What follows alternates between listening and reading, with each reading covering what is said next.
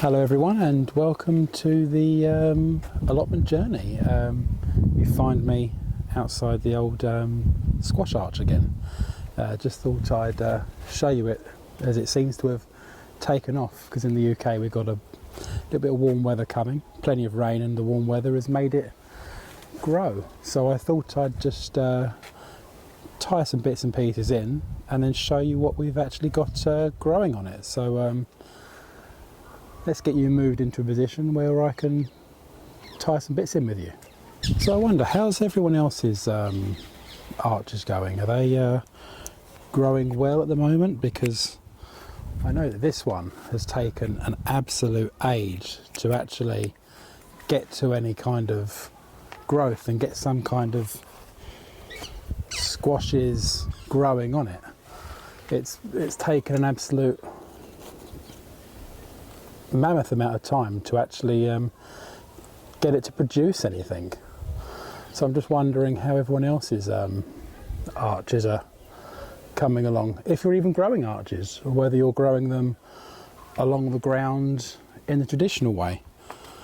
I just find doing it this way, it's a little bit more time consuming, because you've got to actually get them to grow up and then tying them in periodically, but it's quite space saving because you can get more in a smaller amount of space. So yeah, I'm just intrigued. How do you all grow yours? So I'm just going to get on with tying the rest of these in. Got one more at the top here and another one down the end there. I'll get those tied in now, and then once I've done that, I'll show you what we've got growing on here, because it's quite a bit more than we had in the last time I showed you around. Well, there we go, that's the squashes tied in now. So I'll just show you the ones we've actually got growing. We've got a mixture of custard white, kukikuri, a sweet sugar dumpling, I believe, and I think it's a French variety, which the name eludes me, but it's a great big one, which is the dark green squash slash might even be a pumpkin growing on here. So let me just spin you around and I shall show you them. Right, so here we are. Not much growing on the top this side, but they seem to be coming up this side, which is good. Down here we've got two custard whites, which are getting a nice size, and another custard white growing that side, with some chard, which is starting to bulk up now. Another little custard white down there. I think these ones are the kukikuris, these ones, which are of a few. They're getting a reasonable size on this side. And then on this side, these ones, I think, is there a label? Let's have a look. No, there's no label for that one, which is unusual because normally they're always labelled. But I think this one might be a little sweet sugar dumpling. I'm not sure. Tiny little ones growing on the end there. And this one here, this is the French variety, which is got a label down here for it, which is a Marina di Chigari or Chigaro or something. It's meant to be very good for cooking with. But yeah, I've never grown that one before. And this one down here again is a little sweet sugar dumpling. So yeah, from where that was doing nothing a few weeks ago, it seems to have sprung into life now. So hopefully we're going to get at least a few of them, which will be nice. I'm not expecting much more than maybe a couple of them, but that is better than nothing, considering the state that it was in not that long ago.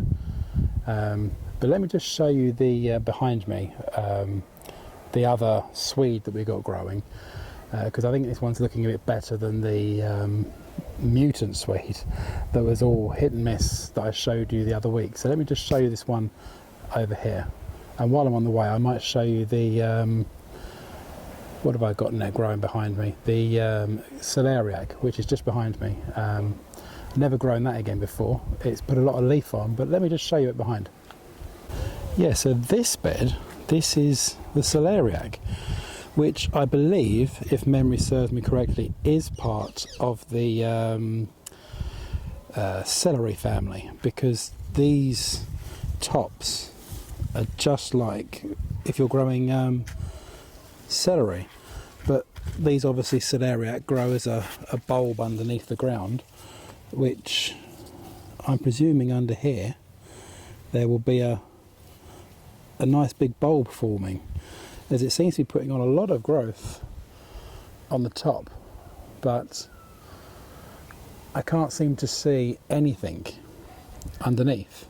I don't know, maybe somebody could tell me, do I need to give it a little scrape around the bottom to see if I can see anything growing, or do I just play the waiting game and hope that something does form from underneath there? If someone could tell me, that would be really helpful. And here we are at the back of the allotment, which has got the swede, which is actually looking more and resembling swede as opposed to the other ones. So let me just spin you around and show you these ones. I'm quite pleased with these. These are growing really well. Excuse the pile of bits and pieces at the side that has been weeded out from the parsnips, but these swedes are absolutely growing really well. I mean, yes, there's again some that are incredibly small, but they're actually round and resembling swedes, as opposed to the ones the other side. Yeah, so that was those them swedes. I think I need to go and tie up my peas, my late peas I put in, so I shall go tie those up and show you those, and yeah, then I'll get on with some watering. The jobs never end.